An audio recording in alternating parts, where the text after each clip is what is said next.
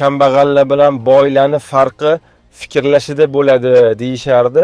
Mani kambag'al tanishlarim ham bor, boy tanishlarim ham bor. Shuni kuzatish orqali 3 ta farqni ko'rdim. Birinchisi bu vaqtga nisbatan munosabat. Kambag'al odamlar ko'pincha vaqtlarini bekorchi narsalarga ketkazishadi. Boy odamlar vaqtlarini juda ham qadrlashadi. Ikkinchisi bu pulga nisbatan munosabat. Kambag'al odamlar qo'liga pul tushishi bilan tezroq o'zini xursand qiladigan yoki boshqalarning oldida obro'li ko'rsatadigan narsalarga sarflashga harakat qilishar ekan, boy odamlar qo'liga pul tushishi bilan u pulni to'g'ri saqlash yoki ko'paytirish haqida o'ylashar ekan. Va uchinchisi bilimga pul to'lash. Kambag'al odamlar bilimni qadrini yaxshi qadriga yetishmaydi. Bilimni sotib olishga tayyor emas. Oddiy kitobni ham sizdan so'rab turib o'qimoqchi bo'ladi. Sotib olib uyga olib kelib qo'ygisi kelmaydi.